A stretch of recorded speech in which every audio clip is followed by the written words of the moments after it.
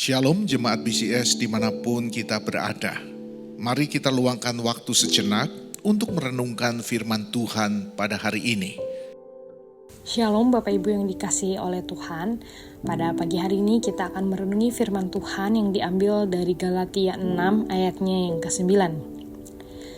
Janganlah kita jemu-jemu berbuat baik, karena apabila sudah datang waktunya kita akan menuai jika kita tidak menjadi lemah. Sedemikian jauh pembacaan firman Tuhan. Bapak Ibu, selama kita hidup kita pasti pernah merasakan capek ya.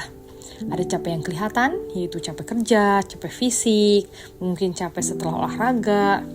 Tapi ada juga capek yang gak kelihatan, yaitu capek jadi baik. Kita sudah berusaha sabar, tapi kita tetap disalahpahami. Kita sudah berusaha mengampuni, tapi pada akhirnya kita disakiti lagi.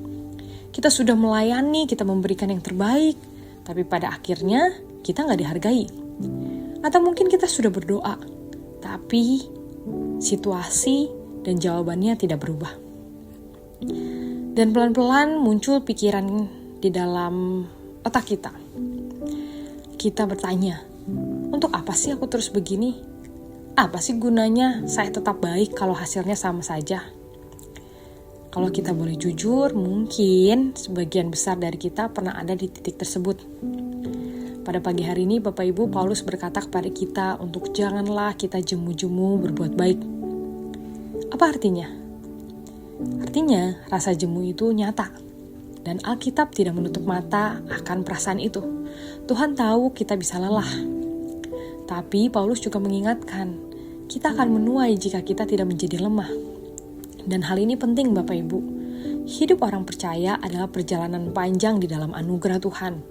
Kita tidak dipanggil untuk hasil yang instan, tapi untuk kesetiaan yang terus berjalan walaupun sedikit. Masalahnya, kita sering berhenti bukan karena tidak mampu, tapi karena rasanya kok kita tidak melihat hasil ya, dan akhirnya kita lelah, kita capek. Padahal Tuhan tidak pernah bekerja secara instan. Ia bekerja di dalam waktunya dan caranya. Kalau kita merasa capek jadi baik Bapak Ibu, pada pagi hari ini saya mengajak kita untuk memandang kepada Kristus. Kristus itu tetap mengasihi murid-muridnya yang sering gagal dan mendukakan hati Tuhan. Tuhan Yesus juga tetap melayani orang yang datang walaupun mereka hanya datang di saat butuh saja. Dan bahkan Yesus tetap taat, bahkan sampai mati di atas kayu salib. Dan semua itu ia lakukan tanpa menerima balasan yang layak Bapak Ibu.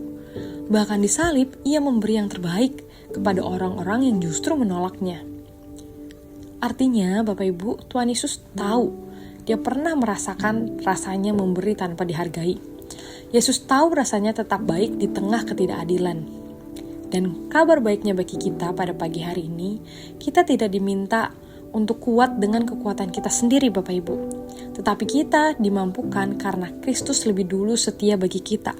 Kristus lebih dulu merasakan hal-hal yang kita rasakan saat ini. Dan Kristus ada bersama-sama dengan kita. Dan bagaimana kita bisa terus berbuat baik tanpa habis, tanpa capek rasanya Bapak Ibu? Yang pertama mari kita ingat, kita tidak sedang mencari pengakuan manusia Bapak Ibu. Kalau kita berharap dibalas oleh manusia, saya yakin kita pasti cepat kecewa. Tapi kalau kita melakukannya untuk Tuhan, saya yakin kita pasti setiap hari memiliki kekuatan yang baru.